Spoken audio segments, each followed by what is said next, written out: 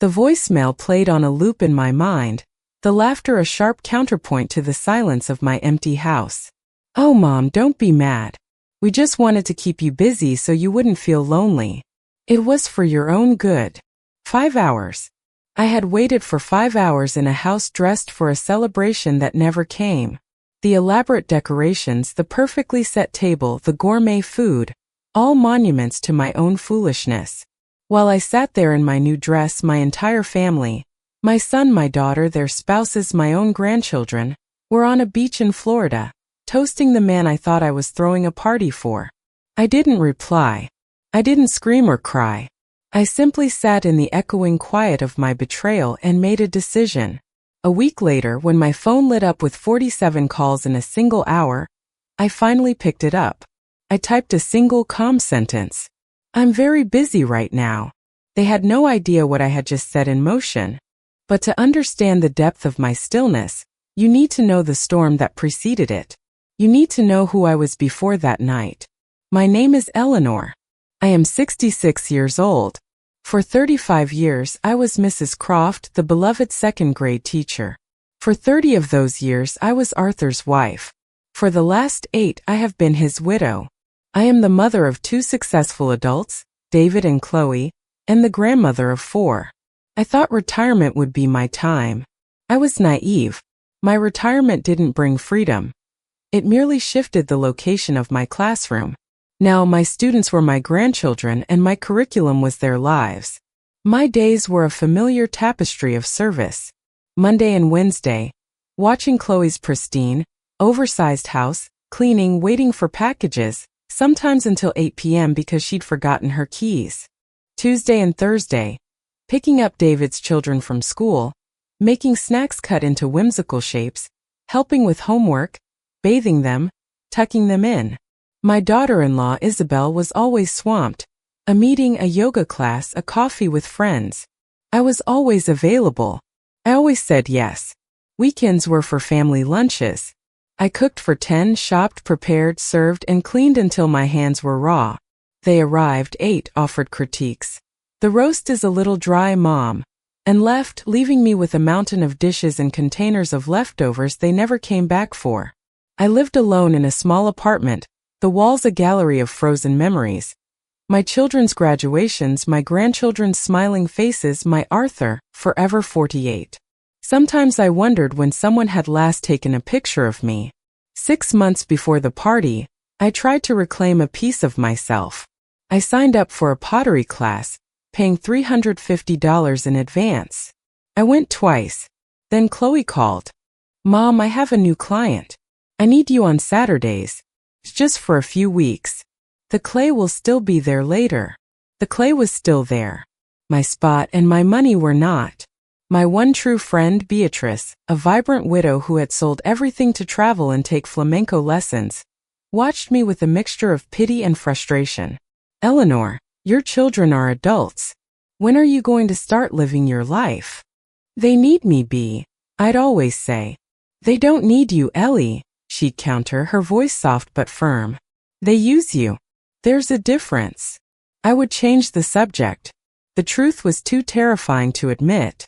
If I wasn't the indispensable mother, the always available grandmother, then who was I? The trap was baited with the son's charming smile. David came home early one Tuesday, finding me at his kitchen table, cutting apple slices into stars for his children.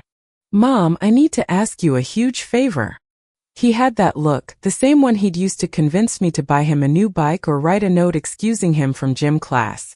It always worked. "I want an incredible party for my 40th. Something memorable. Isabel is swamped and Chloe is, well, Chloe. I thought you could plan it. The whole thing."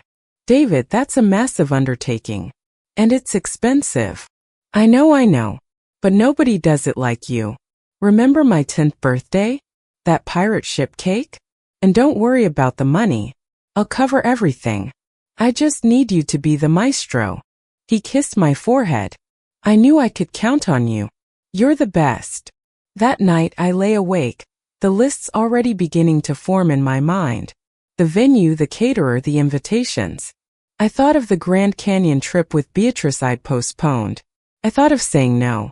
But then I saw the little boy who had promised to take care of me when he grew up. The next day I began. The requests began innocuously, then escalated into absurdity. Isabel sent a 3-page document. Imported flowers. Gold-embossed invitations on cotton paper. A gourmet menu with vegan, gluten-free and lactose-free options. A specific earth tone color palette. I found a beautiful venue with a garden. $2,000. I asked David for a deposit. Mom, things are tight this month. I'll get it to you soon. The venue needed an $800 deposit in 3 days. I went to my savings account, my emergency fund, my future, and withdrew the money. The florist Isabel recommended quoted $950 for flowers from Ecuador. David's response? A text? Wow, pricey. But if that's what Isabel wants, go ahead. I'll pay you back.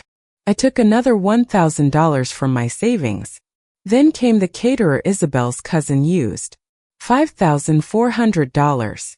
I called David, my voice shaking. I've spent nearly $3,000 of my own money, David. Mom, don't exaggerate. It'll be fine.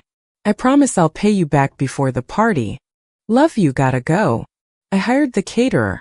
The bank manager looked concerned. Mrs. Croft, your savings are depleting rapidly. Are you sure? I was sure I was making a terrible mistake. Beatrice found me one afternoon, surrounded by swatches and calculators, still in my pajamas.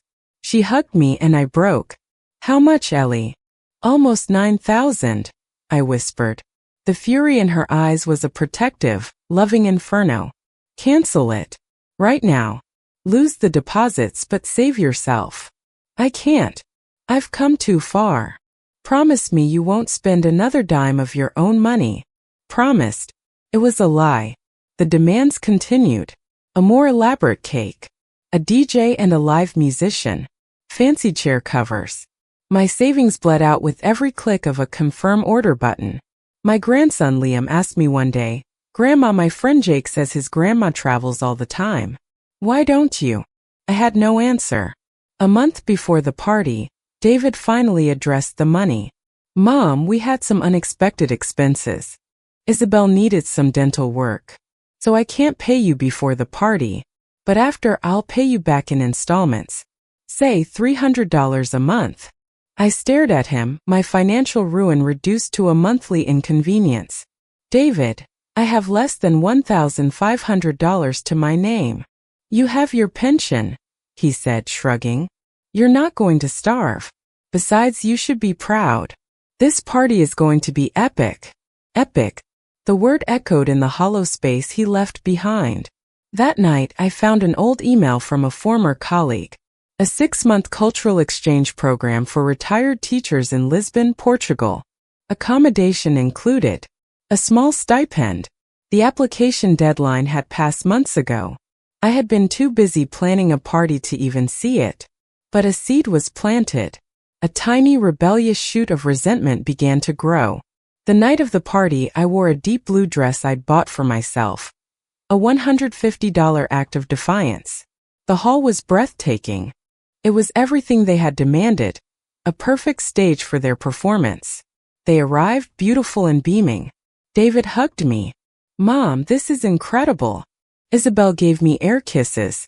Eleanor, it's just as I pictured. I was asked to give a speech. I hadn't prepared one. I stood before the 50 guests. My family's expectant faces turned toward me, and I lied. I praised the man my son had become. He hugged me. Thanks, Mom. Love you. They left when the party was over, taking their gifts and their satisfaction with them. I stayed behind to oversee the cleanup, the architect of a celebration where I had been a ghost. The next morning the messages started. Chloe. Mom, I need you to watch the kids. Be here at 9. No, thank you. No, how are you? Just another demand. For the first time I didn't reply. The silence was my rebellion. When they called, furious and confused, I said, I can't. I didn't offer explanations. My no was a complete sentence. I called Arthur's brother, Robert, a lawyer. I told him everything. Eleanor, without written proof, legally it's difficult. But the larger question is, do you want to keep being their doormat? No, I said, the word feeling foreign and powerful on my tongue. No, I don't. I found Beatrice's email about the Lisbon program. The next application period was in September. I wrote my letter of motivation, speaking of my desire to learn, to explore, to be useful to myself. I pressed send. When the acceptance email arrived, I wept. I was going to Lisbon for 6 months. I did not tell my children. In the quiet of my apartment, I wrote 2 letters. Dear David and Chloe, by the time you read this, I will be in Lisbon. I have accepted a teaching position there for 6 months. The party for David was the final gift of a version of me that no longer exists. I spent $11,400 of my savings, my security, my future, on a single night. When I asked for repayment, I was made to feel unreasonable.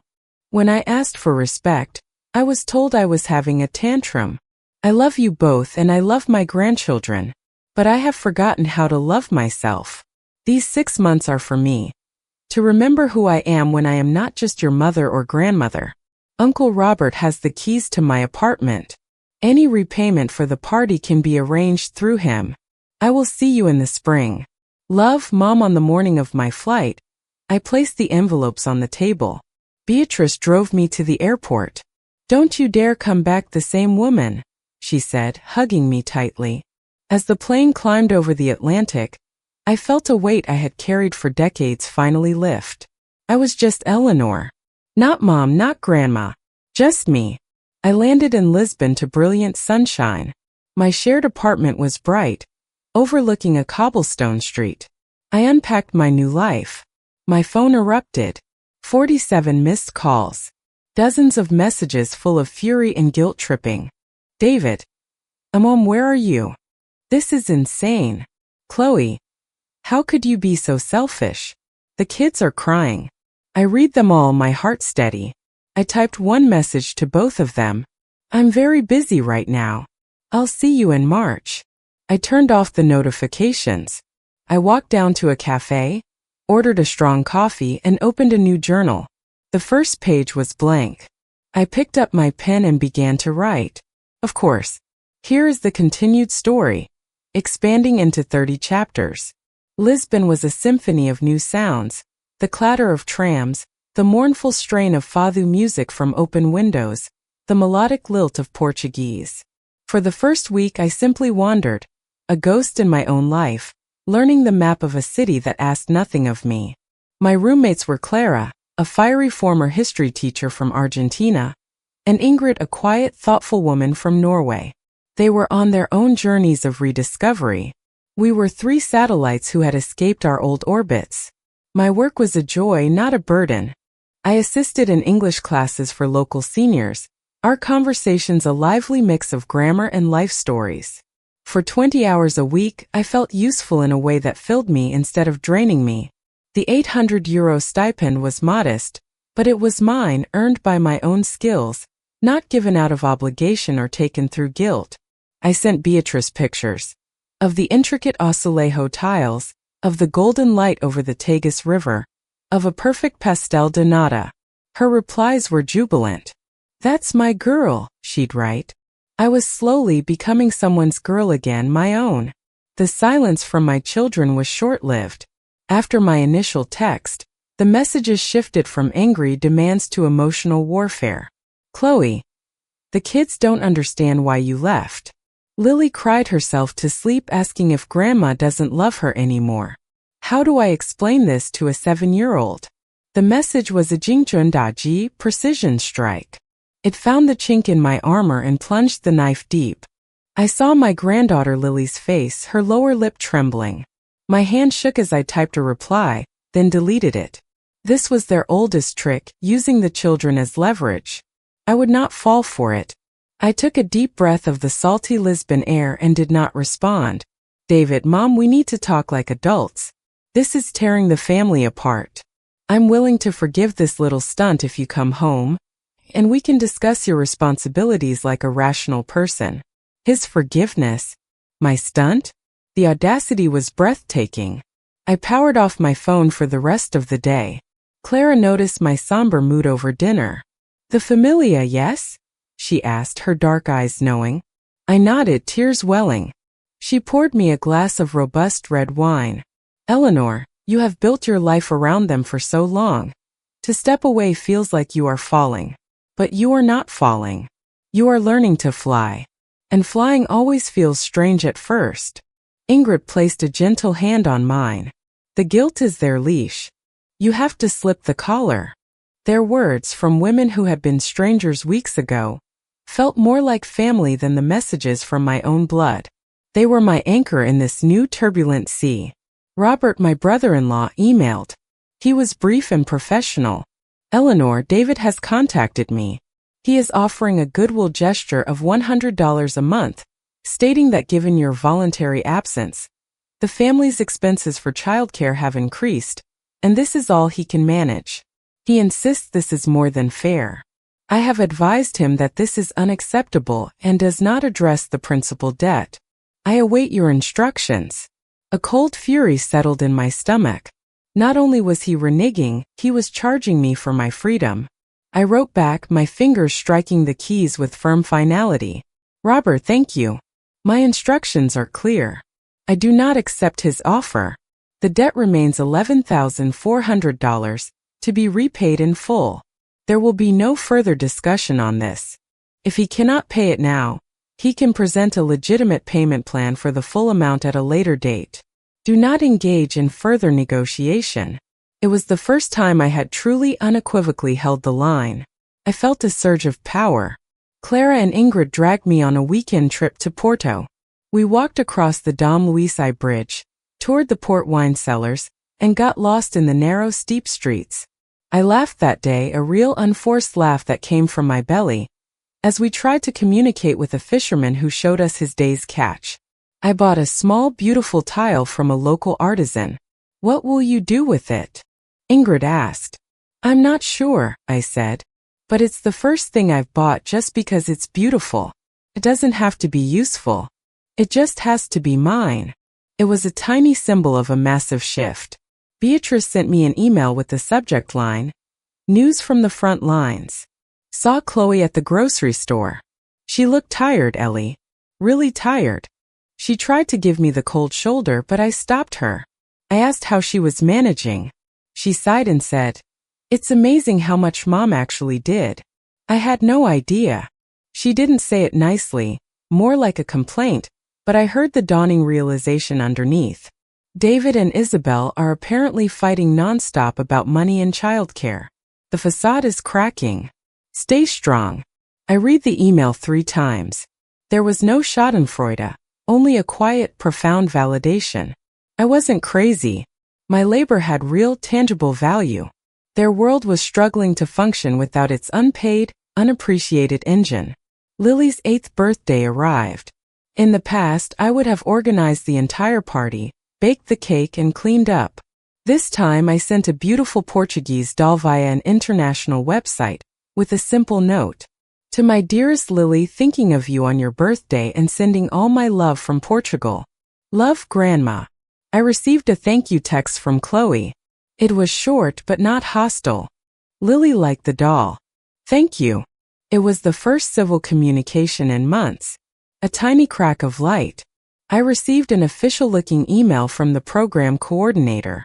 They were so pleased with my work, they were offering me an extension for another 6 months, with a slight increase in my stipend.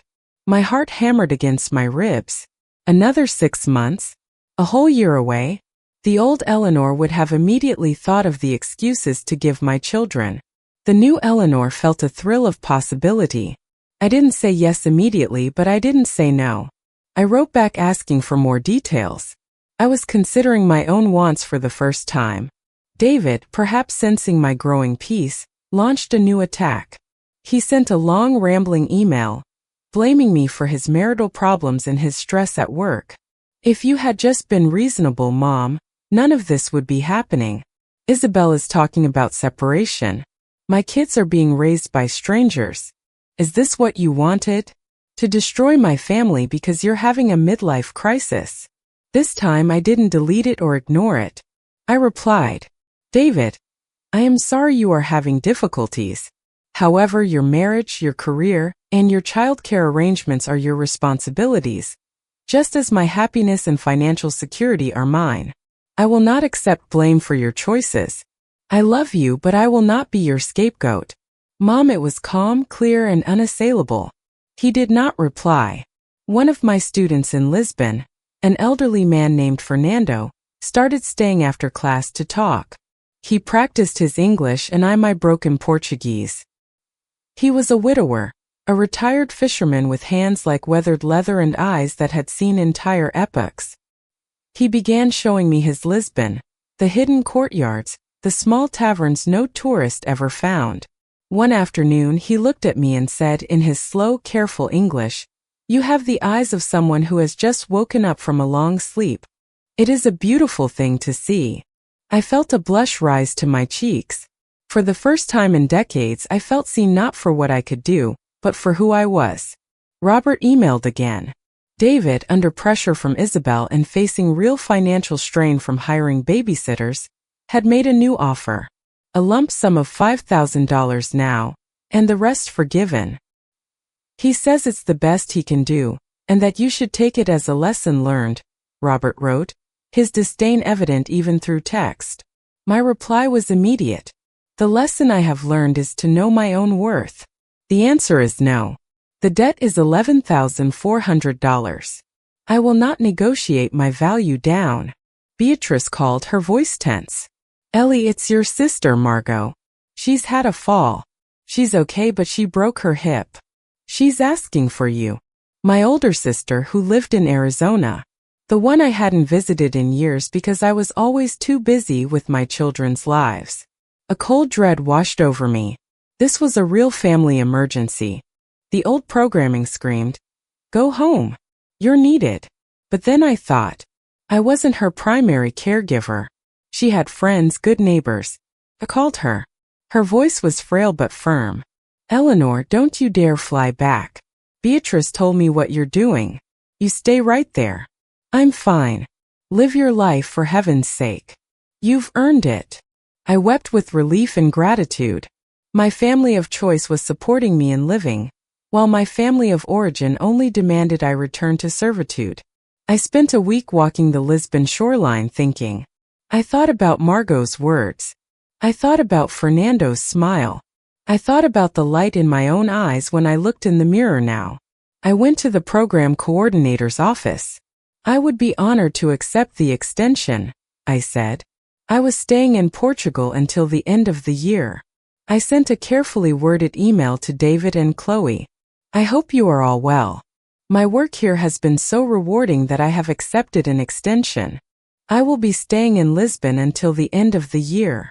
I will be back for a visit at Christmas. I love you all and look forward to seeing you then. The response was not explosive. It was quiet. A single reply from Chloe a day later. "Okay, Mom. We'll see you at Christmas." It was a surrender. The war was over. Beatrice came to visit. We traveled to the Algarve coast together, two women in their 60s, swimming in the ocean and drinking wine on the cliffs. "I'm so proud of you, Ellie," she said, her face sun-kissed and happy. "You did it. You saved yourself." Having her there, in my new world, solidified it. This wasn't a fantasy. It was my reality. With the extra income from my stipend and a renewed sense of frugality, I started a new savings account. I put a little money in every month. It was slow, but it was growing. It was mine, built by me for me. I also, on a whim, signed up for a pottery class at a local community center. My hands, once only used for washing my grandchildren's clothes and scrubbing my daughter's floors, learned to shape clay. I made a lopsided but charming bowl. It was perfect. As Christmas approached, I felt a nervous flutter. I booked my flight for a 2-week visit. A few days before I left, I received a bank alert. A transfer of $2,000 from David. The memo read, "First payment." No apology. No note. But it was action. It was acknowledgement. It was enough for now. Stepping off the plane was surreal. The air was familiar, but I was not the same woman. David picked me up from the airport. The car ride was awkward, silent for the first 10 minutes.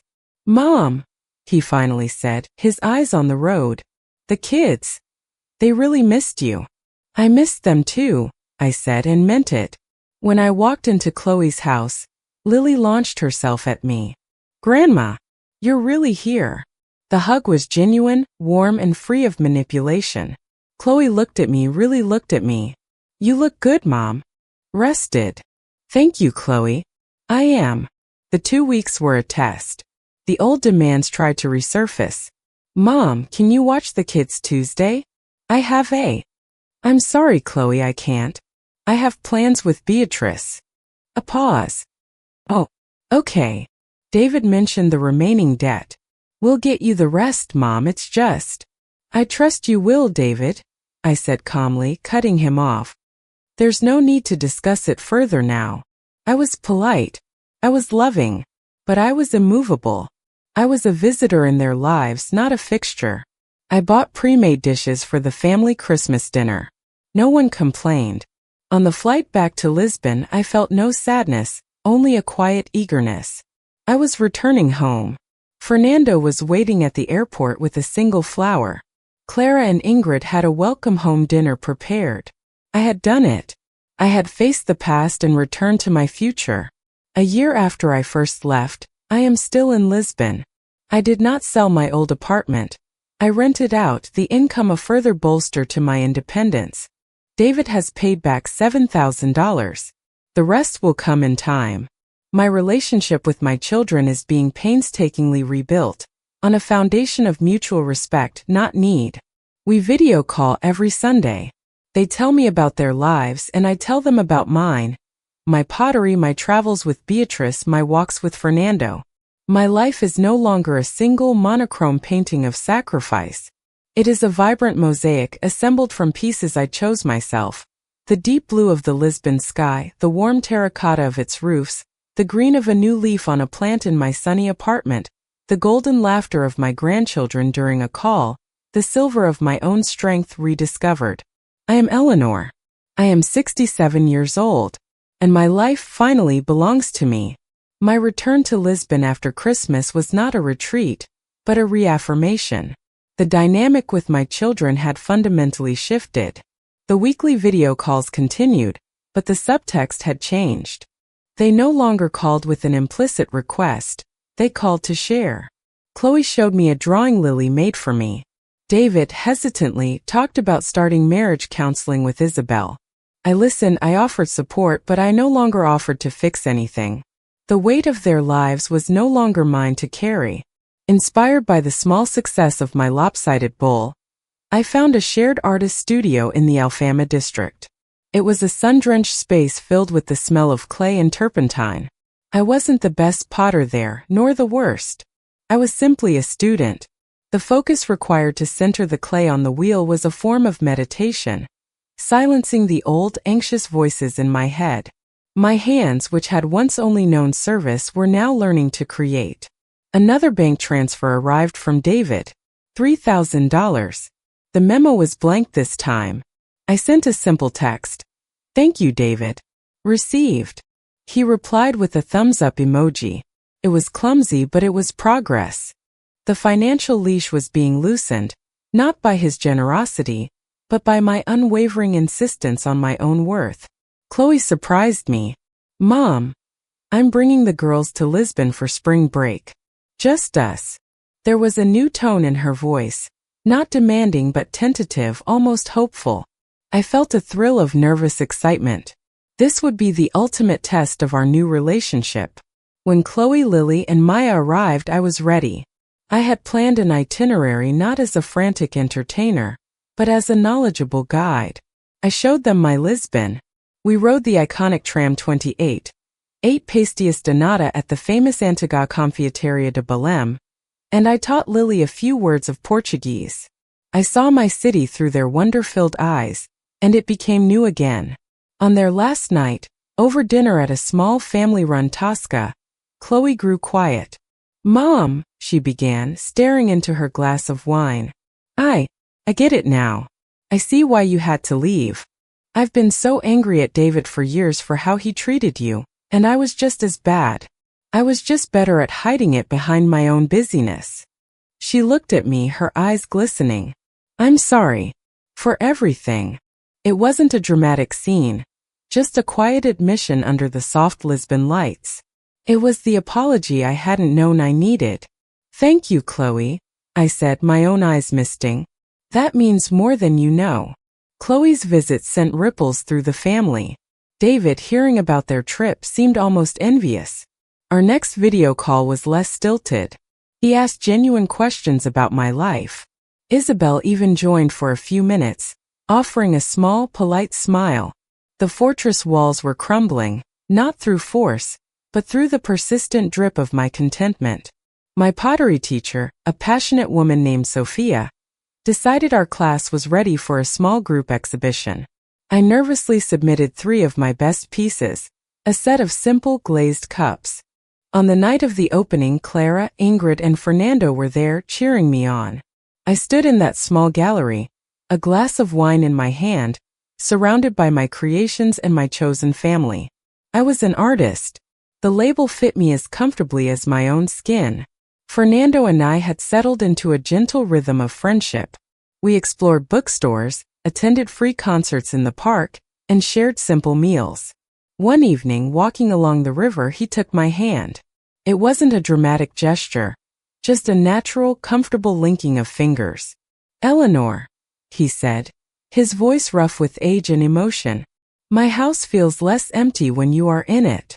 It wasn't a proposal of marriage, but of partnership, of a shared solitude that was no longer lonely. I did not give Fernando an answer immediately. The old me would have felt obligated to say yes to please him.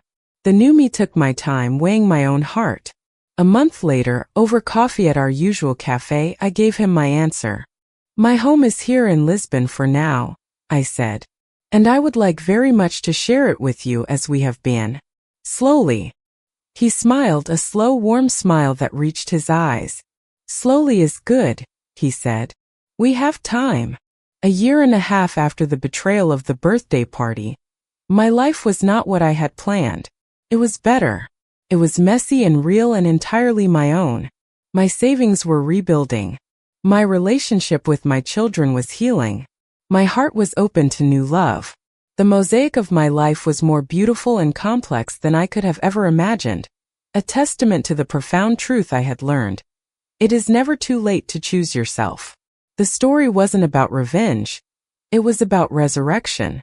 And my resurrection was just beginning.